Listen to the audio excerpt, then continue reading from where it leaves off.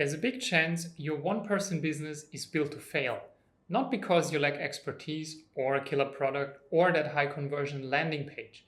It's actually because as solopreneur, you are by definition the single greatest point of failure, the bottleneck of your business. That's why we need to talk about the buzz factor. What it is, why most business owners actually overlook it until it's too late, and how to manage it with a proper system. So make sure you watch this video all the way to the end to get the full picture every one-person business needs for sustainable and scalable operations. Hey, welcome back, Tobias here. I spent almost 4 years managing an IT department for the government. And when you deal with IT systems at scale like I did, you learn one lesson very quickly. You don't rise to the level of your goals, you fail to the level of your systems. And this is where the buzz factor comes into play. So the buzz factor basically measures how many key people can disappear from any project without it imploding. Basically, how many people of any team can be hit by a buzz today and the project continues without them tomorrow. For most solopreneurs, the buzz factor is actually just 1. You're the single point of failure. You're all there is. You're the entire team. So if you get hit by a buzz tomorrow or simply get the flu, can your business continue? And how long can it continue without your direct input? Let me hammer this point home. My government IT team was one single person in the beginning. One IT guy whose job it was to manage everything, from servers to routers to laptops and printers for up to 200 people. That worked well in the first summer when he started. Then winter came and flu season knocked my IT guy out for a week and a half. And I kid you not when I say that everything came to a standstill.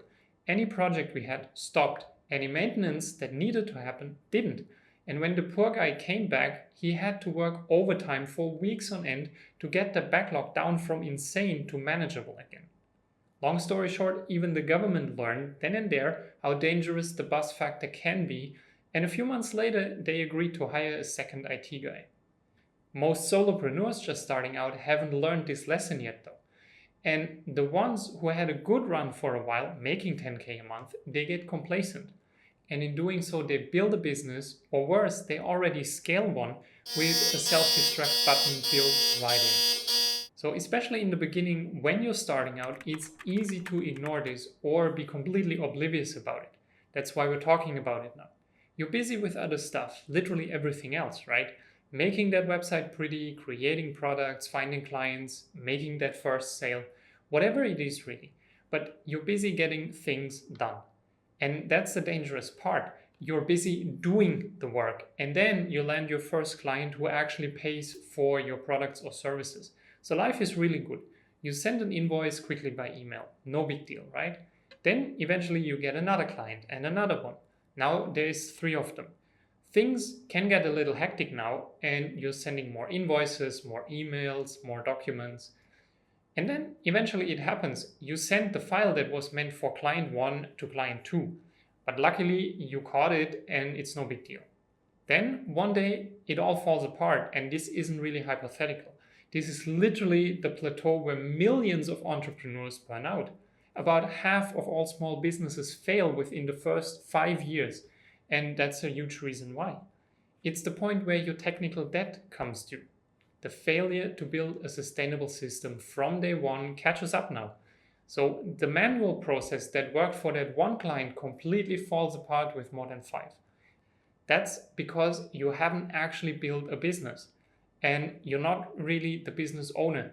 You're the operator. An operator who is trapped inside the system every single day. The owner, on the other hand, would be the architect of the system. So operators work in the business and owners work on the business. That's the difference. If that's you right now, don't worry, you're probably the most overworked and underpaid employee in your company, but it doesn't have to be this way. The problem isn't your work ethic, your expertise, or even your personality. That's important to remember. It's a system failure, and the system we can fix. The idea sounds simple when I say it.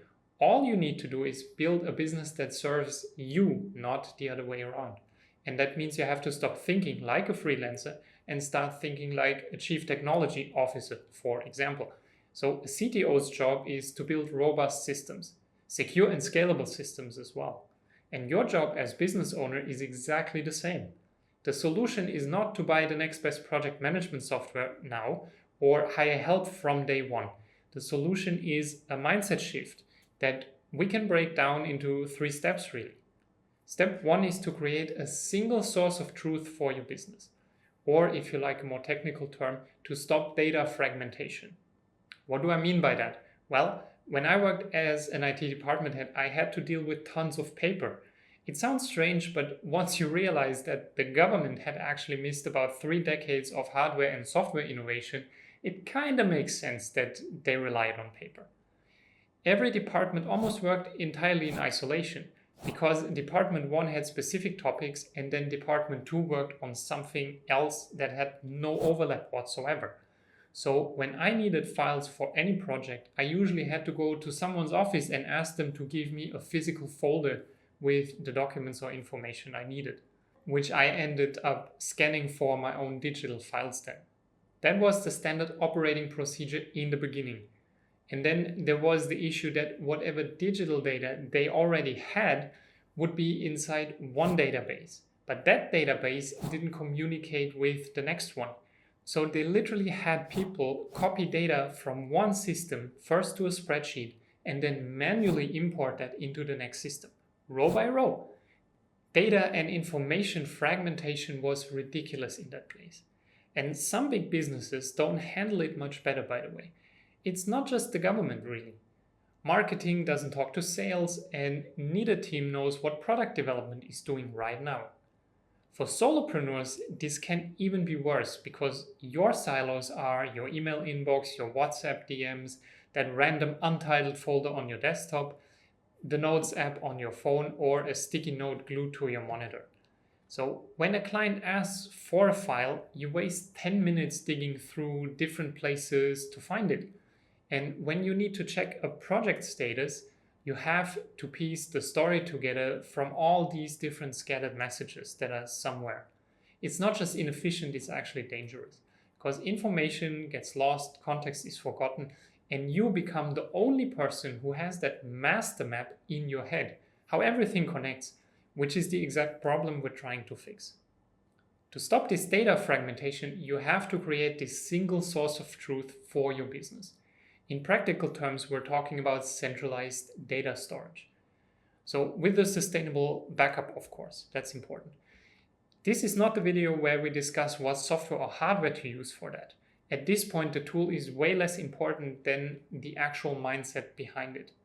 Big picture is your business data needs to be structured properly and live in the same place. We can clarify this if we look at one type of business information. Client data.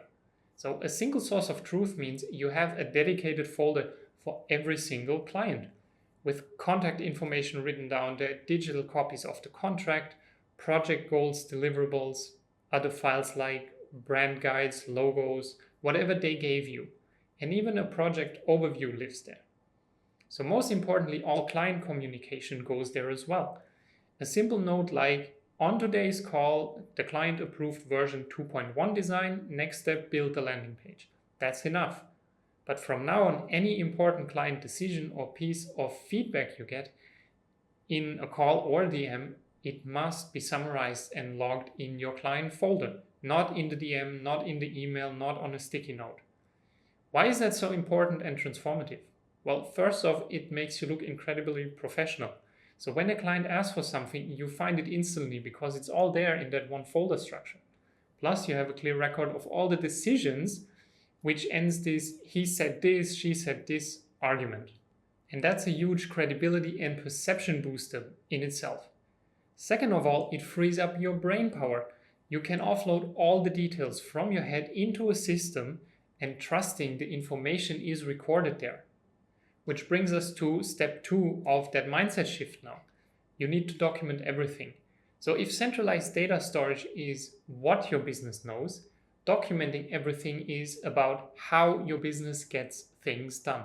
This is the step that directly attacks the buzz factor.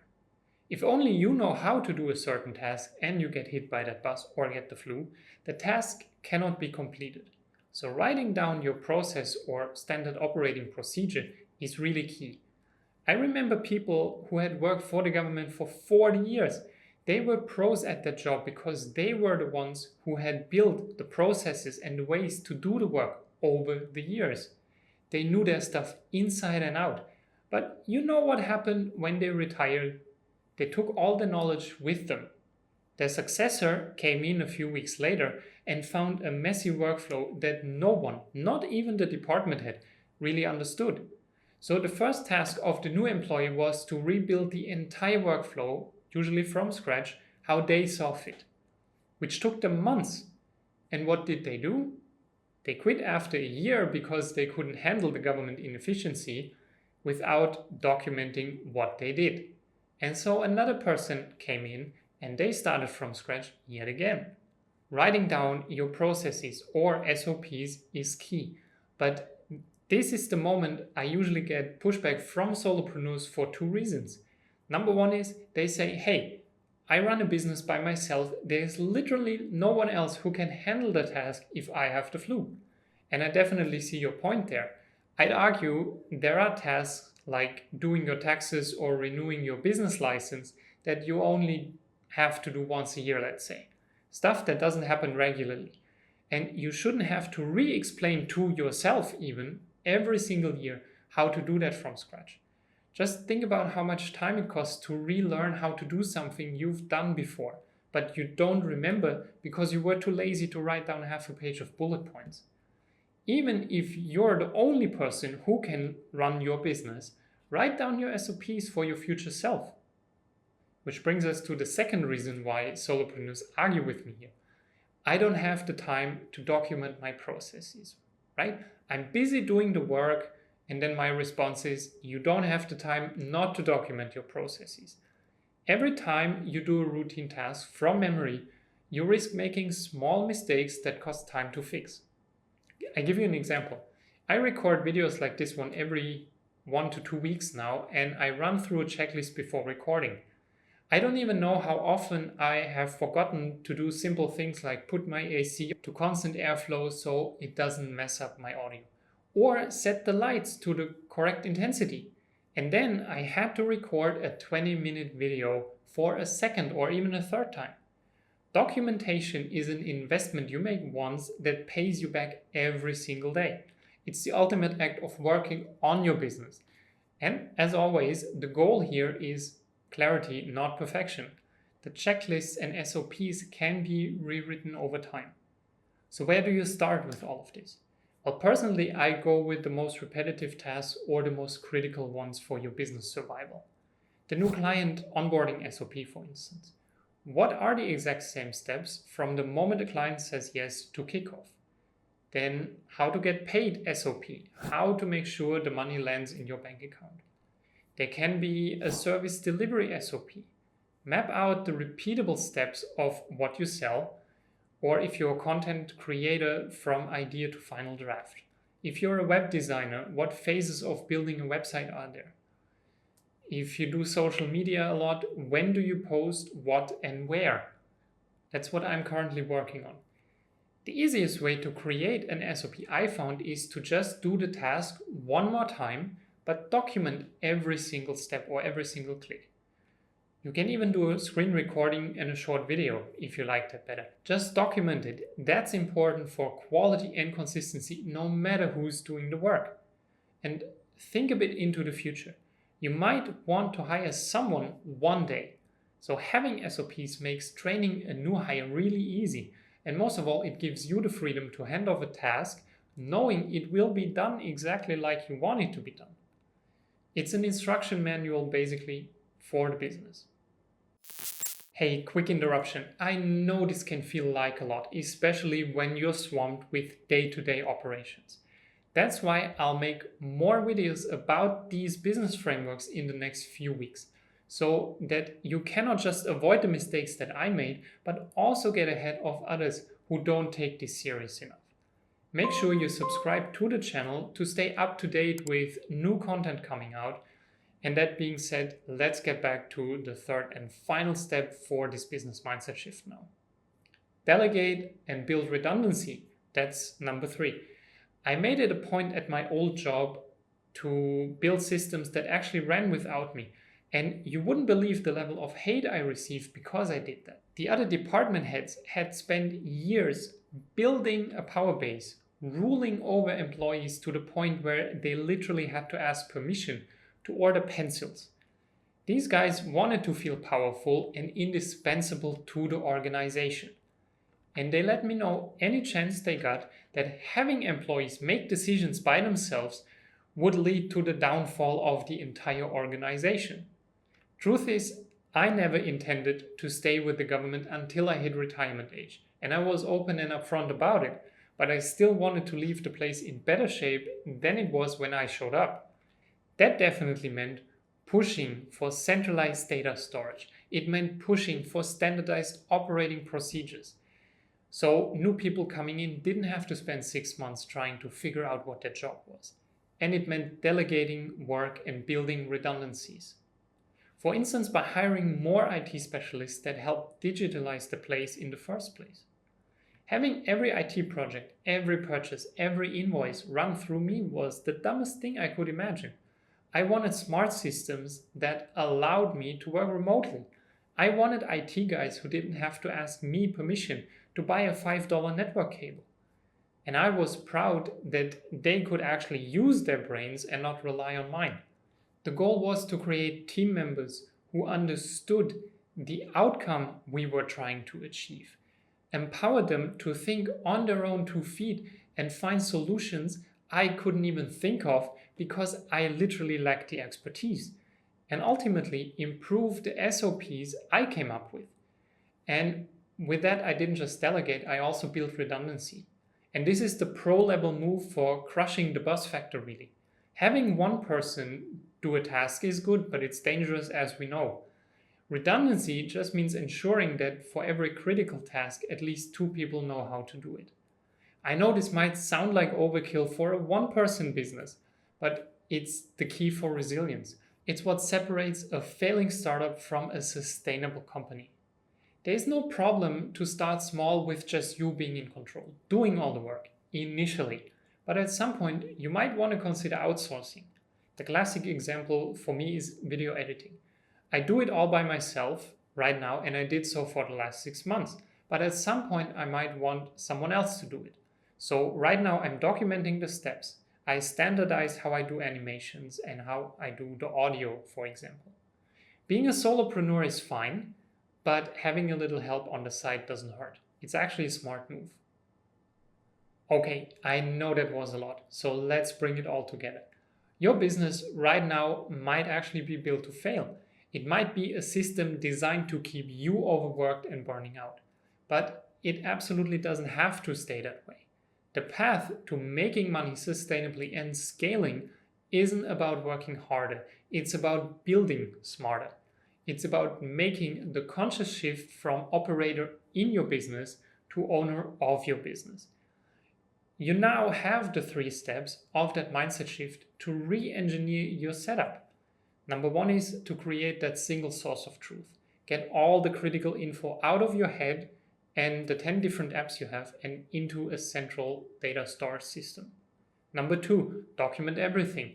Build the instruction manual for your business so every step becomes repeatable by someone who just started working with you. And number 3, delegate and build redundancy. Remove yourself as a bottleneck by trusting your systems and eventually your team, or those AI agents if you want to. The key is to stop thinking like a freelancer who just created a job. Start thinking like the architect of a system designed to scale and to run without you. If you're ready to take the next step, watch one of the videos here next, because they will show you how to scale this system thinking up. All right, that's it. I see you next time.